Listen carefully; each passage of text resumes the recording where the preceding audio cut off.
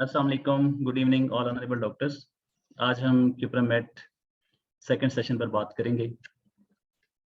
इसी कुछ फर्स्ट वाली रूब्रिक को हम थोड़ा सा रिव्यू करेंगे और फिर इसके बाद क्यूप्रामेट में कौन सी डिजीज़ आती है, इसके रिएक्शंस क्या होते हैं, इसकी बॉडी के अंदर क्या चेंज आती है, इन सब चीज़ों को स्टेप बाय स्टेप हम डिस्कस करेंगे।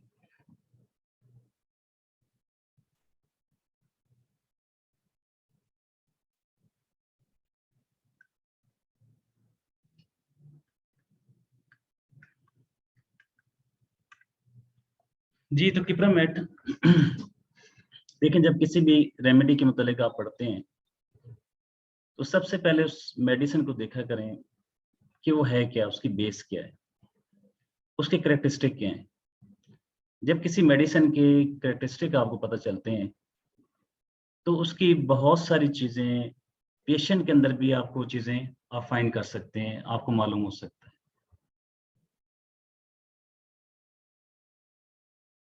जैसे शुरू में मैंने आपको बताया था कि क्यूप्रामेट पीरियोडिक टेबल में अगर इसको देखते हैं तो इसकी 3 बड़ी मेन क्वालिटीज़ हैं। ट्रांजिशन मेटल है, नोबल मेटल है और कॉइनेज मेटल्स। तीनों को एज अ होल अगर कंपेयर करते हैं तो ये अपने आप को सुपीरियर समझते हैं।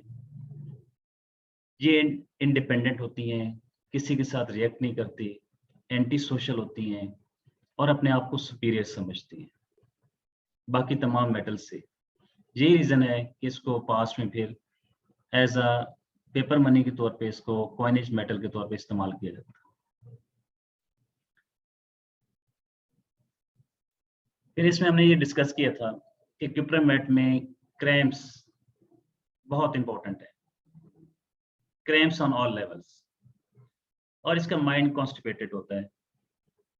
और इसका बेसिक थीम क्या है कि इसमें आपको परफॉर्मेंस मिलती है, डिफेंस मिलता है और इसके अंदर फियर ऑफ अटैक होता है। ये जो फियर ऑफ अटैक है, ये इसकी बॉडी के अंदर क्रैम्प्स प्रोड्यूस करते हैं, इसके माइंड को कॉन्स्टिपेटेड कर देते हैं।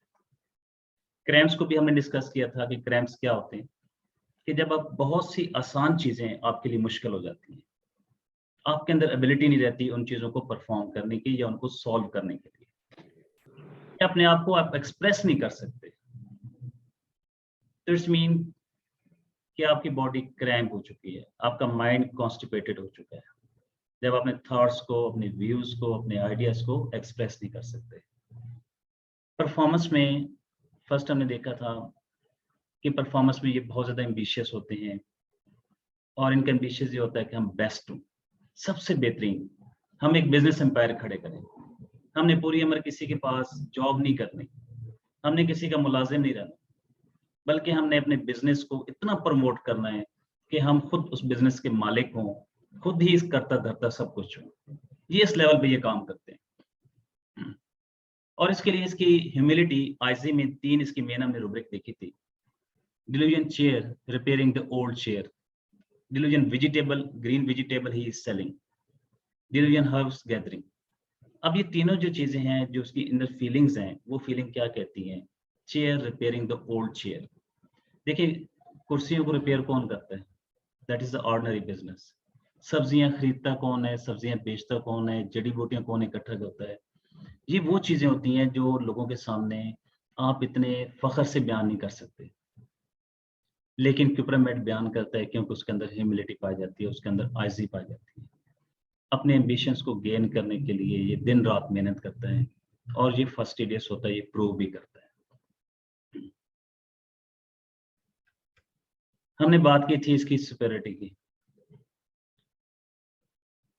इसकी इंडिपेंडेंट स्टेट को। ये अपने आप को सुपीरियर समझता है, बहुत इंपॉर्टेंट समझता है। और इसकी इंपॉर्टेंस किस लेवल पे होती है? Delusion rank he is a person. मैं एक ओहदे पे काम कर रहा हूँ, मैं एक कंपनी का सीईओ, एमडी के तौर पे काम कर रहा हूँ। Delusion general he is, delusion commander being, delusion officer he is. ये इसकी सुपेरिटी को शो करते हैं कि ये अपने आप को कितना सुपीरियर, कितना आला समझता है। लेकिन ये उस वक्त होता है जब ये बहुत सारी चीजें गेन कर लेता है, अपने बिजनेस एम्पायर खड़ी कर देता है। फिर ये आजिज़ी से ह्यूमिलिटी में चला जाता है, और सॉरी हॉटी मानिया में चला जाता है, मगरूर हो जाता है। और फिर जब दूसरों को नुकसान पहुंचता है तो उसकी बड़ी खुशी महसूस होती है, जब दूसरों के साथ बुरा होता है। तो ये वो चीजें थी जो इसके फर्स्ट सेशन में हमने डिस्कस की थी। आज हम इसमें देखेंगे कि इसके अंदर कौन से सर्कमस्टांसेस होती हैं, कौन सी सिचुएशन होती है, कौन सी रीजन होती है जो कि इसकी बॉडी को क्रैम्प कर देती है। और फिर during the cramps, during the mind constipated, इसके ऊपर क्या बीतती है। आज हम इन रूब्रिक्स को डिस्कस करेंगे। तो जब किसी भी पर्सन को अगर आप देखें, उसकी लाइफ में जो चेंज आते हैं, उसके पीछे कोई ना कोई रीजन शामिल होती है, कुछ ना कुछ एलिमेंट्स होते हैं। इसके अंदर किप्रामेट में जो एलिमेंट है वो थ्रेट ऑफ अटैक है। इसे हमले का खतरा, अटैक होने का खतरा। और वो अटैक किस सूरत में आता है, जो इसके कंपिटिटर्स होते हैं, इसको उनसे डर होता है कि कहीं वो मेरी एम्पायर को नुकसान ना पहुंचाए, कहीं मेरे बिजनेस को डाउन ना कर दें। इसे इस चीज का खतरा होता है। और इसके जो बेसिक एलिमेंट स्टार्ट होते हैं वो भी यहीं से स्टार्ट होते हैं। Elements from fear, elements from punishment, ये चीजें इसके अंदर फियर को डेवलप कर देती हैं। और फियर में क्या होता है,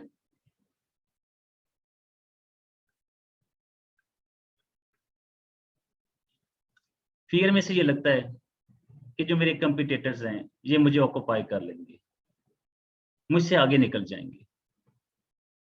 फियर डाउनवर्ड मोशन, मैं ऐसा ऐसा डाउन होता जा रहा हूँ, मेरी तबीयत ऐसा ऐसा गिरती जा रही है। फियर फेलियर ऑफ, कहीं मेरा बिजनेस फेल ना हो जाए। फियर कंपनी ऑफ, लोगों से डर होना शुरू हो जाता है। फियर डिजीज ऑफ इम्पेंडिंग, इससे अपनी बीमारी से डर लगना शुरू हो जाता है। और डर इसलिए लगता है कि वो कहता है मैं पहले एक इंडिपेंडेंट, मैं आजाद, आज तक मैंने किसी से पानी गिलास नहीं मांगा, लेकिन अब जो मेरी बीमारी है ये कहीं मुझे दूसरों का मोहताज ना कर दे, इसे इस बात का डर लगता है। और इस स्टेट के बाद जब ये फियर इसके अंदर डेवलप हो जाता है तो इसको हम कहते हैं एलिमेंट्स फ्रॉम फियर। ये फियर उसकी बॉडी के अंदर चेंज लेके आती है, उसको ईज से डिस ईज में चेंज कर देती है। और फिर उसके बाद उसके ऊपर क्या असर पड़ता है, आंसरिंग रिफ्लेक्टिंग लॉन्ग। आप जब इससे क्वेश्चन पूछते हैं तो बड़ी देर सोचने के बाद ये जवाब देता है। जैसे आपने मुझसे क्वेश्चन पूछा है, मैं थोड़ी देर सोचता रहूंगा, उसके बाद आपको जवाब दूंगा।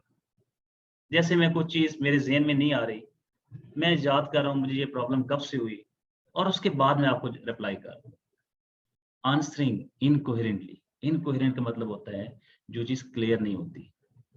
आप किसी से रिप्लाई, किसी से कोई चीज पूछते हैं, आपको क्लियर आंसर चाहिए होता है कि वो जिससे आप जज कर सकते हैं कि पेशेंट के अंदर प्रॉब्लम क्या है।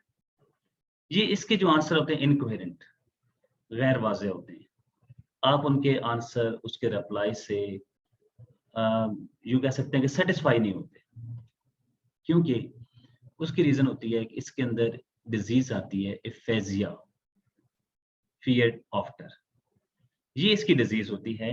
ये जो हम देख रहे थे कि इसकी बॉडी, इसके माइंड कॉन्स्टिपेटेड हो जाता है, या इसकी बॉडी जो होती है वो क्रैम्प्स उसके अंदर आ जाते हैं, जिसकी वजह से वो आसान सी चीजें भी उसके लिए करना मुश्किल हो जाता है।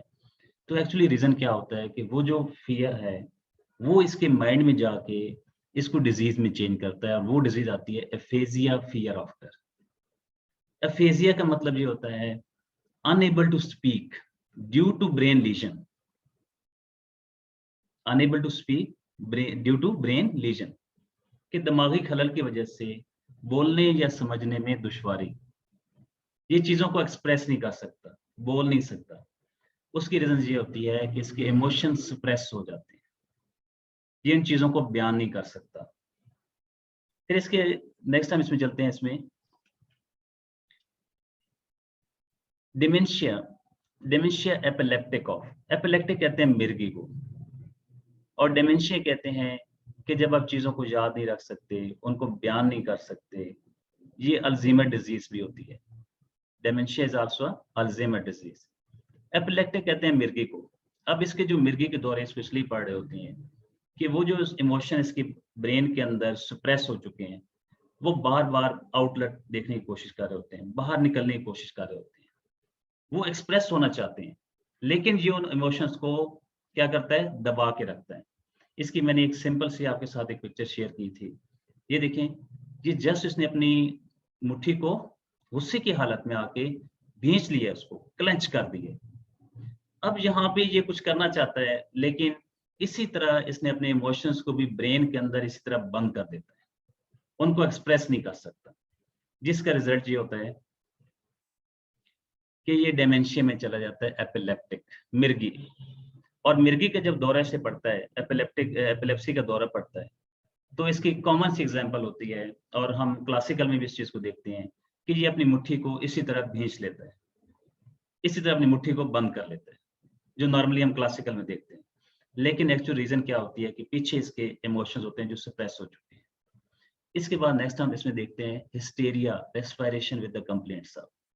हिस्टेरिया कहते हैं अनकंट्रोलेबल इमोशंस, चाहे वो किसी भी लेवल के हों। एक बंदे को खुशी है तो बहुत ज्यादा खुश होना शुरू हो जाएगा, एक को गम है तो वो गमी में बहुत ज्यादा चला जाएगा, एक रो रहा है तो उसमें रोने की बहुत ज्यादा कसरत आ जाएगी। मीन कि जब आप अपने इमोशंस को कंट्रोल नहीं कर सकते, तो इस स्टेट को कहते हैं hysteria. Respiration with the complaints of. Respiration क्या होता है? रेस्पिरेशन का मतलब ये होता है कि जब आप सांस लेते हैं, बाहर से फ्रेश चीजें लेते हैं जो आपको जाके एनर्जी प्रोवाइड करती हैं, आपकी बॉडी को एक्टिव करती हैं। अब इसके लिए बाहर क्या चीजें हैं? बाहर का जो एनवायरनमेंट है वो सारा इसके लिए खराब है। वो एनवायरनमेंट है जो इसके ऊपर अटैक कर रहा है, इसको नुकसान पहुंचा रहा है। तो जब उन चीजों को ये देखता है तो इसके इमोशंस जो होते हैं वो अनकंट्रोल हो जाते हैं। Insanity, blood circulation with the complaints of. अब जब इसके अंदर ब्लड, फ्रेश ब्लड नहीं सप्लाई होगा, ऑक्सीजन वाला ब्लड सप्लाई नहीं होगा, तो ये पागलपन की हद तक चला जाएगा, ये पागल हो जाएगा, क्योंकि इसको फ्रेश ब्लड नहीं मिल रहा, इसको वो ब्लड मिल रहा है जिसके अंदर फियर ऑफ अटैक शामिल है, फियर ऑफ अप्रोच शामिल है, फॉरगेटफुल, फ्राइट आफ्टर। उन चीजों से फिर ये भूलना शुरू हो जाता है, इसको चीजें याद रखना मुश्किल हो जाता है। Delusion, vision has the evening, कहते हैं मुझे वो सारी चीजें नजर आ रही हैं, लेकिन इसके अंदर एक insanity, I complaints of the eyes with. मुझे वो सारी चीजें नजर आ रही हैं, कौन कौन मुझे एक्सेस कर रहा है, कौन कौन मुझे अप्रोच कर रहा है, कौन कौन मुझे नुकसान पहुंचाने की कोशिश कर रहा है, लेकिन मैं क्या करूं? ये कुछ कर नहीं सकता वहां पे, क्योंकि इसके इमोशंस सप्रेस हैं। फिर आगे हम चलते हैं, ट्रेमलिंग, एग्रीवेशन व्हेन। पेशेंट कहता है डॉक्टर जब मेरी तबीयत खराब होती है तो मेरा जिस्म कांपना शुरू हो जाता है, मुझे जब बहुत ज्यादा तकलीफ होती है तो मेरा जिस्म कांपना शुरू हो जाता है, जब मुझे खौफ आता है तो मेरा जिस्म कांपना शुरू हो जाता है। Trembling, aggravation when. अब इसकी बॉडी कांपना शुरू हो जाती है। आप किप्रो मेड के पेशेंट को देखेंगे, जब इसको मिर्गी का दौरा पड़ता है तो उसका जिस्म कांप रहा होता है और उसने मुट्ठी को जोर से बंद किया होता है, क्योंकि उसके अंदर इमोशंस की हलचल मची होती है, लेकिन वो एक्सप्रेस नहीं हो रहे होते। अब नेक्स्ट आता है अनकॉन्शियस वॉमिटिंग विथ। अनकॉन्शियस का मतलब होता है बेखबर होना, बेहोश हो जाना। वॉमिटिंग विथ, साथ उसको वॉमिटिंग हो रही होती है। और वॉमिटिंग क्या होता है? वो बातें जो कि इसके अंदर बॉडी के अंदर मौजूद होती हैं, ये उनको एक्सप्रेस कर रहा होता है, लेकिन इसको नहीं पता चल रहा होता है कि मेरे जो आसपास आईपी आ रहे हैं, ये भी सुन रहे हैं, इनको भी पता चल रहा है कि मेरे मुंह से क्या क्या बातें निकल रही हैं। तो अनकॉन्शियस का मतलब होता है बेखबर, बेहोश होना, जिसको किसी चीज का होश नहीं होता। वॉमिटिंग से मुराद ये होता है, एक फिजिकली वॉमिटिंग होती है कि जिसमें कोई भी चीज आपके स्टोमक के अंदर जब डिसऑर्डर हो जाती है तो वो आपकी बॉडी से बाहर निकलती है वॉमिटिंग की सूरत में। दूसरी वॉमिटिंग वो होती है कि आपकी बॉडी के अंदर ऐसी चीजें जमा हो जाती हैं जो कि आपके लिए डिसऑर्डर, आपके लिए पॉइजन का काम कर रही होती है। वो डर्ट, वो गंदगी, वो गलाजत, अब उन चीजों को ये बाहर निकालता है। और जब बाहर निकालता है तो इससे पता नहीं चलता कि आसपास मेरे लोग खड़े हैं, ये इनको ये सुनेंगे तो क्या कहेंगे। इसके साथ एक रुब्रिक आती है, recognise, do not recognise the other persons. इससे नहीं समझ आती कि आसपास कौन खड़ा होता है, ये अपने सीने का सारा गुबार बाहर निकाल के फेंक देता है। unconscious twitching of limbs with. इसके लिम्स मीन इसके बाजू, इसकी टांगें, इसके मसल्स, उनके अंदर जर्किंग शुरू होती है अनकॉन्शियस। अब इसे महसूस नहीं हो रहा होता है। लिम्स कौन से होते हैं? इसके IPR होते हैं। वो सारे कह रहे होते हैं ये बातें क्या कर रहा है, आज तक तो हमने कभी सुना नहीं कि ये कैसी कैसी बातें मुंह से निकाल रहा है। लेकिन ये बेखबर होता है, इसे नहीं पता होता कि मेरे मुंह से क्या क्या बातें निकल रही हैं, क्योंकि ये इंसैनिटी में चला जाता है, जुनूनियत की हद पे चला जाता है। और ये जुनूनियत में क्या करता है? श्रीकिंग, क्रैम्प्स ड्यूरिंग, चीखता है, श्रीकिंग चाइल्ड लाइक, बच्चों की तरह चीखना शुरू कर देता है। Retch, pull the hair of bystander, जो भी इसके सामने खड़ा होता है उसके बाल खींचना शुरू कर देता है, जब ये सख्त गुस्से की हालत में होता है, जब ये अपने इमोशंस को कंट्रोल नहीं कर सकता। अब वो इमोशंस वोमिटिंग की सूरत में बाहर आते हैं, और फिर जब बाहर आते हैं तो ये जो कोई इसके सामने खड़ा होता है उसके बाल खींचना शुरू कर देता है, उनको मारना शुरू कर देता है। Hard hearted himself too, hard hearted others too, दोनों के लिए सख्त दिल हो जाता है, अपने लिए भी और दूसरों के लिए भी। हार्ड हार्टेड वो होता है जिसके अंदर इमोशंस नहीं होते। सामने डेड बॉडी पड़ी है, इसकी आंखों से आंसू तक नहीं निकलेगा। कोई खुशी की बात है, इसके मुंह से कोई दो लफ्ज इसके शुक्रिया के नहीं निकलेंगे, खुशी के नहीं निकलेंगे। इसे कहते हैं हार्ड हार्टेड, जिसका दिल सख्त हो जाता है, जिसके दिल में दूसरों के लिए नरमी नहीं होती, चाहे ये अपने लिए हो चाहे ये दूसरों के लिए हो।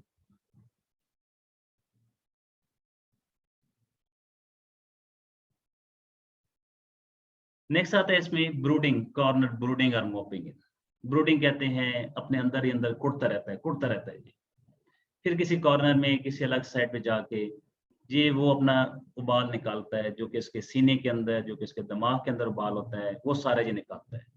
कैरिस बीइंग अवर्जन टू, अगर कोई इसके पास आता है, इसको प्यार करता है, इसको बहलाता है, हौसला देने की कोशिश करता है, तसल्ली, ये कहता है मेरे नजदीक ना हो।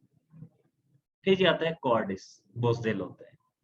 Croaking frog edge of, croaking, आपने फ्रॉग को देखा होगा कि मेंढक कितना आराम आराम से अपनी आवाज निकाल रही होती है। ये इसकी वो आवाज होती है जो दूसरे लोगों तक पहुंच नहीं सकती। मीन के बड़े नरम सी आवाज में, बड़ी हल्की सी आवाज में ये फ्रॉग, मेंढक क्रोकिंग करता है। एक्चुअली वो क्या वजह क्या होती है कि वो अपने आप को एक्सप्रेस नहीं कर सकता। अब ये भी किसी कॉर्नर में जाके, किसी कोने में जाके इसी तरह बोलता रहता है, कहता मैं किसको अपनी आवाज पहुंचाऊं। डिलीरियम क्वाइट, ये डीरियल हो जाता है, बड़ा खामोश पुरसुकून होता है। और जब इसके अंदर चीजें हाथ से बढ़ जाती हैं, डिलीरियम बाइट डिजायर टू, फिर ये बाइट करना शुरू करता है, लोगों को काटना शुरू कर देता है, लोगों को जख्मी करना शुरू कर देता है, मारना शुरू कर देता है।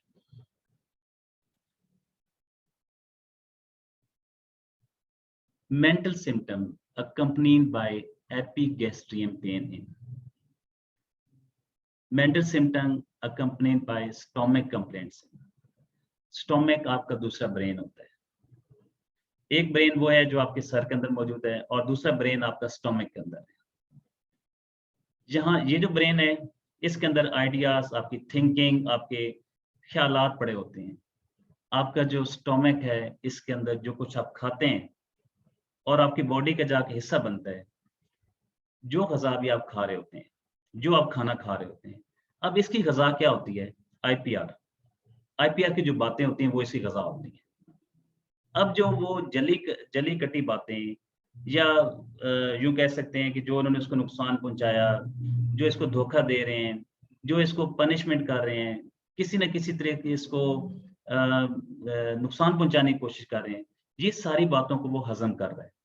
और वो सब चीजें जब इसके स्टमक में पहुंचती हैं तो इसको वो हजम नहीं होती। उससे क्या होता है, इसको मेंटल सिम्टम शुरू हो जाती है, ये दिमागी इलामात शुरू हो जाती हैं, जिसमें हमने ये डेमेंशिया, हिस्टेरिया, इन चीजों, इंसैनिटी, ये सब इसकी मेंटल सिम्टम्स हैं। फिर आता है speech, shrill voice in. Shrill किससे कहते हैं? इसको आप डायरेक्ट रूबरे के तौर पे अप्लाई कर सकते हैं। नॉर्मली श्रिल वॉइस लेडीज की या बच्चों की होती है, बड़ी पतली सी, बड़ी बारीक सी आवाज, क्योंकि ये हाई पिच वॉइस होती है। अब अगर कोई मेल आपके सामने ऐसी आवाज में बात करता है जिसकी आवाज बड़ी पतली सी है, औरतों की तरह आवाज है, तो इसके ऊपर आप एक रूब्रिक अप्लाई कर सकते हैं, speech, shrill voice in. Actually जो मेल होते हैं इनकी आवाज भारी होती है और फीमेल्स की या बच्चों की बड़ी बारीक सी आवाज होती है। लेकिन अगर आपके सामने कोई मेल आता है और वो ऐसी आवाज में आपसे बात करता है, तो उसके ऊपर आप ये रूब्रिक अप्लाई कर सकते हैं, स्पीच श्रिल वॉइस इन अ। अब देखें ये मेल है और इसकी आवाज वीक हो गई है, बारीक हो गई है। बारीक आवाज वो होती है जो दूसरों तक आसानी से नहीं सुनाई दे रही होती है, जो कमजोर आवाज होती है। एक्चुअली ये यहाँ पे कमजोर हो चुका होता है, अपने आप को एक्सप्रेस नहीं कर सकता।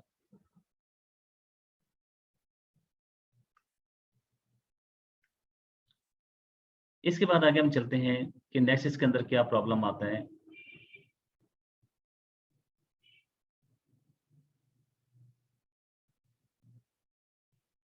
ग्रीमिसिस, हाइड द ग्रीमिसिस ट्राइंग टू। ग्रीमिसिस कहते हैं अगली फेस। ये जो अपनी बॉडी के ऊपर अगली सा फेस बना रहा होता है, अपने चेहरे को बड़ी अजीब गरीब शक्लें बना रहा होता है, उसकी रीजन क्या होती है? एफेजिया। इसके पीछे अगर हम इसको लिंक करें इसके साथ, अफेजिया के साथ,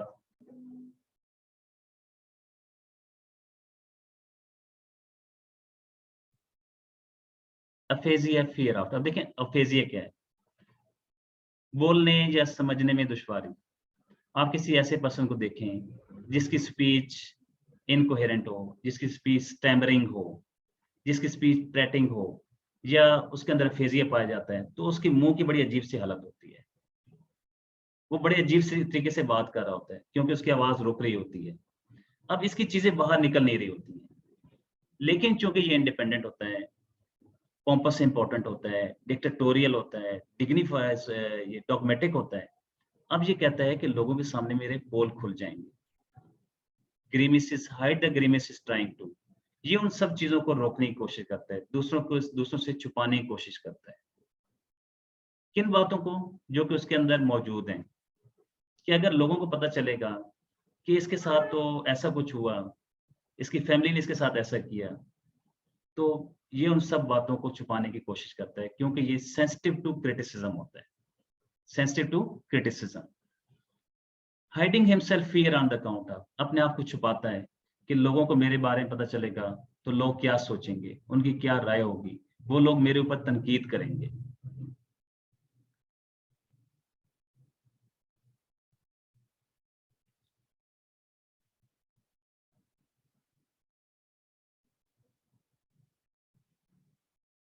इसके अलावा मैं आपको इसमें से कुछ और भी इसके साथ शेयर करता हूँ आपको। Insanity, pain from intolerable. जब इसके अंदर दुख, इसके जख्म नाकाबिले बर्दाश्त हो जाते हैं, तो फिर ये जुनून की हद तक चला जाता है, ये फिर पागलपन की हद तक चला जाता है। फिर देन आता है insanity, want once with. Insanity, want once with. Want once कहते हैं कि जब एक पर्सन के अंदर उसकी यूं समझिए कि कैपेसिटी से ज्यादा ताकत आ जाती है। आप जरा मिर्गी के पेशेंट को जरा इमेजिन करें कि जब उसको मिर्गी का दौरा पड़ता है, तो कितने लोग उसको काबू कर रहे होते हैं? क्या वो एक पर्सन के या एक आदमी से काबू में आ जाता है? नेवर। उसको 8, 10, 5, 6 लोग उसको काबू कर रहे होते हैं। तो ये कहता है कि जब मुझे ऐसी मेरी सूरत हाल बनती है, मेरे अंदर इतने इमोशंस आ जाते हैं, तो मैं काबू से बाहर आ जाता हूँ। डॉक्टर, मेरे अंदर 10-15 लोगों की ताकत आ जाती है, मैं किसी से कंट्रोल ही नहीं होता। Insanity face, wild looks face, मैं वैश्य हो जाता हूँ, मैं वैश्यों की तरह फिर काम करता हूँ। इंसैनिटी एंग्जाइटी विद, मैं उस परेशानी की वजह से भी पागलपन की हद तक चला जाता हूँ। मैं कहता हूँ मैं खुद को मार दूं या दूसरों को मार दूं। ये जो स्टेट होती है, ये इसकी इंसैनिटी स्टेट होती है।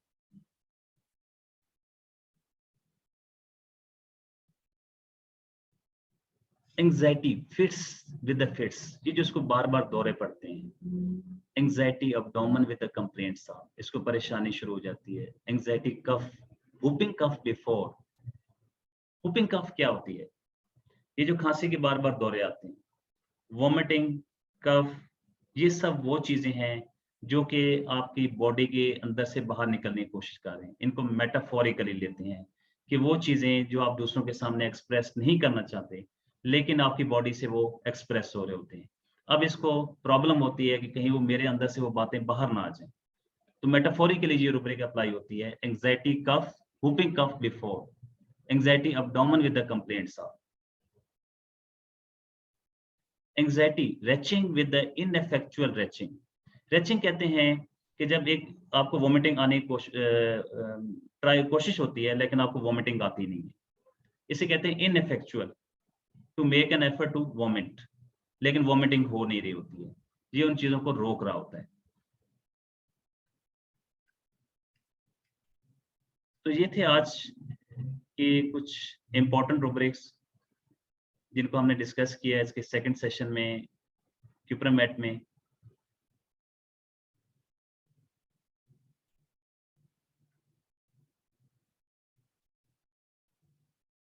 तो इस हवाले से कोई क्वेश्चन है तो आप पूछ सकते हैं।